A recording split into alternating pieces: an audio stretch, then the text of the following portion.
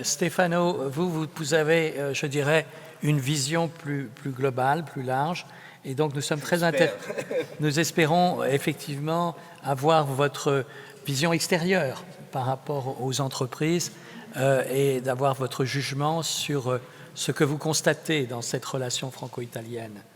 Merci. Io porto un po' l'esperienza di giornalista che ha seguito quando ero corrispondente del Corriere della Sera a Parigi, quindi tra 97 fino al 2002, a cavallo diciamo tra i due secoli, ha seguito lo sviluppo, il boom anche dei giganti del lusso. Voglio partire da qua, non solo perché abbiamo qui Gucci, diciamo. Non seulement que nous avons ici Gucci, mais également parce que je me suis toujours posé la question, la question que tout le monde se pose et que moi-même je me suis posée, était de savoir pourquoi les Italiens qui ont fait des progrès importants dans ce domaine, et parfois, ils ont battu en brèche les Français également. Mais pourquoi les Italiens n'ont-ils jamais su mettre sur pied des groupes tels LVMH ou Kering qui n'existaient pas? Il y avait encore BPR, Pinault, avec les grands magasins.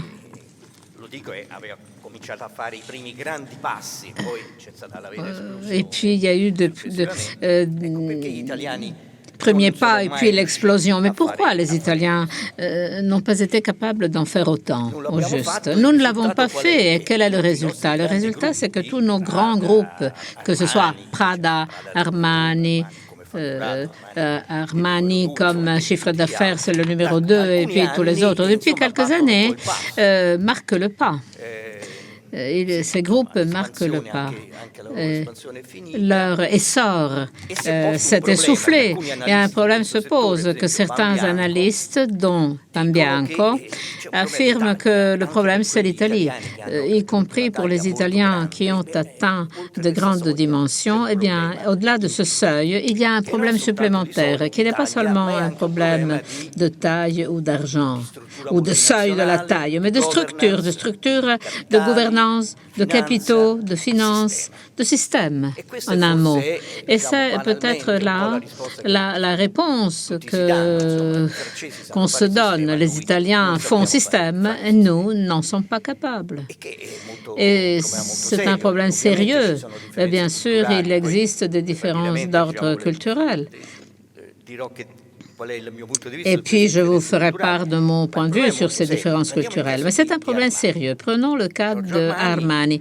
Giorgio Armani devient designer de Cerruti. Il se déplace à Paris, il se rend à Paris à la fin des années 60. Cerruti venait de passer d'une entreprise textile de Biella pour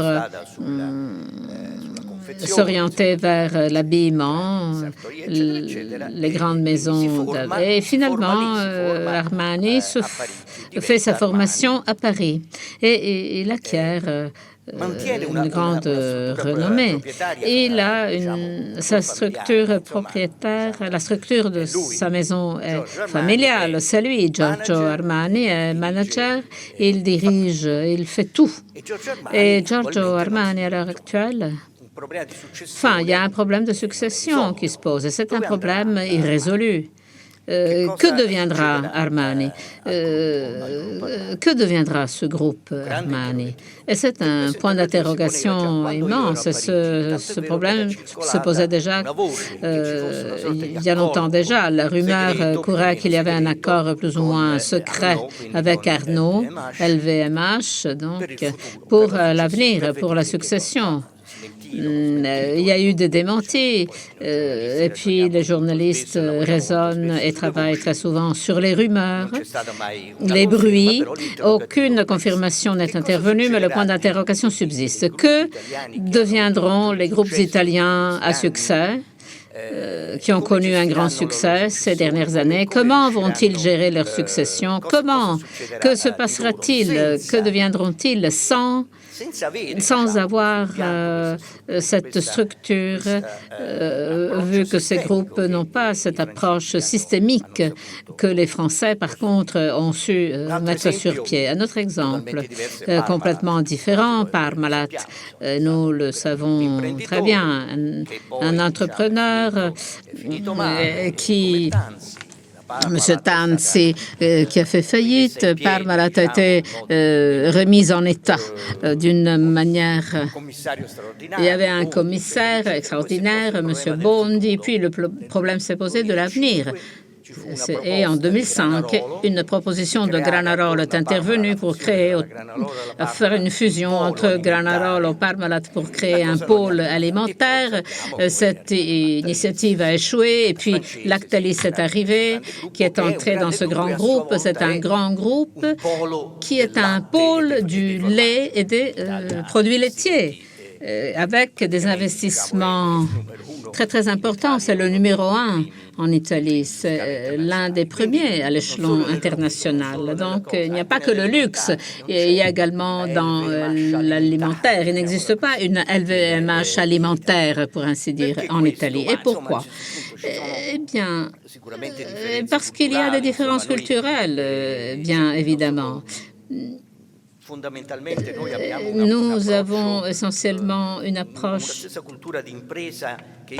une culture d'entreprise patriarcale, alors que les Français, eux, ils ont une structure d'entreprise présidentielle, comment dire.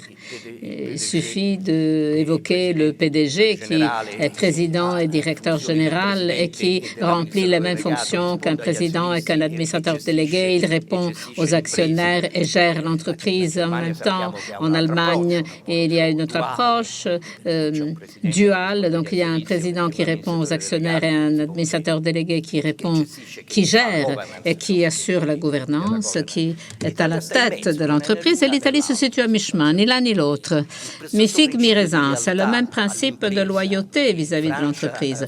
En France, à mon sens, ce principe consiste en une loyauté vis-à-vis du projet et du plan, loyauté vis-à-vis de ce que l'entreprise propose et de ce que l'entreprise construit. Par contre, en Italie, il y a cette structure où il n'y a que la loyauté vis-à-vis du propriétaire qui fait une réunion chez lui pour prendre des décisions.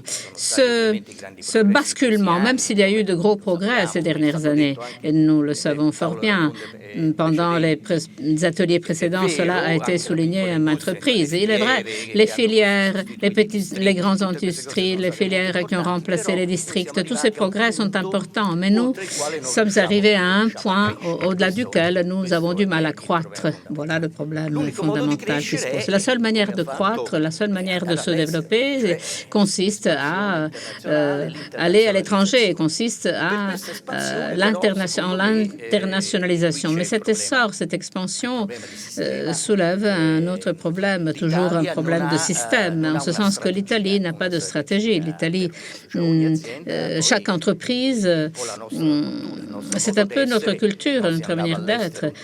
Dans le temps, on partait à l'étranger avec sa petite valise, plus ou moins usé.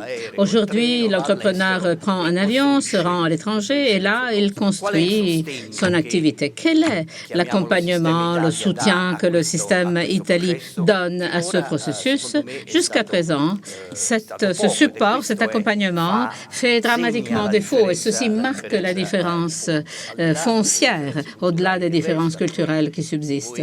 Les Français procèdent par plan, par projet, la rationalité, la logique déductive qui résulte de leur approche cartésienne. Nous, par contre, nous prenons des détours, des sentiers parallèles, nous évoluons d'une manière sinueuse sans suivre la droite ligne. Mais nous le savons et tout cela subsiste. Et ceci marque des différences très importantes. Nous devons reconnaître que nous sommes différents. Reconnaître nos différences favorise la rencontre, favorise et enrichit l'un et l'autre. Et je voudrais conclure en posant 3 questions qui ont fait surface. Et ce sont des questions importantes. Il y a 3 grandes expériences à l'heure actuelle de fusion, de joint venture entre l'Italie et la France. Essilor-Luxottica, deuxième exemple, Fincantieri. Ceci a moins à voir avec les entreprises familiales. Là, c'est la politique qui entre en jeu. Et le troisième exemple, Peugeot, Citroën, Fiat Chrysler, FCA. Comme vous le savez, il y a eu des frictions entre Essilor-Luxottica en matière de gestion, gouvernance. Puis, ces frictions ont été apaisées, mais il y a quand même un problème qui subsiste, en ce sens que d'un côté, il y a la famille Delphine, la société financière de la famille Del Vecchio qui détient 31%. Donc, il y a un déséquilibre actionnaire avec l'actionnaire français qui détient 5%. Et la différence est assez significative. Mais en dépit de cela, la gestion, la direction, la gouvernance, si vous voulez, a été attribuée à la France. Pourquoi? Et là, il faut voir... il y a eu beaucoup de polémiques sur ce dossier et il y a, comment dire, un réflexe nationaliste en Italie. Les Français nous ont conquis. Luxottica a été vendu à Essilor, Fiat a été vendu à Peugeot, Citroën, et ainsi de suite. Je pense que ce réflexe, cette réaction est tout à fait erronée. Et cette réaction est peut-être la conséquence de cette attitude qui nous bloque, qui bloque les entreprises, qui freine l'économie nationale. Le problème,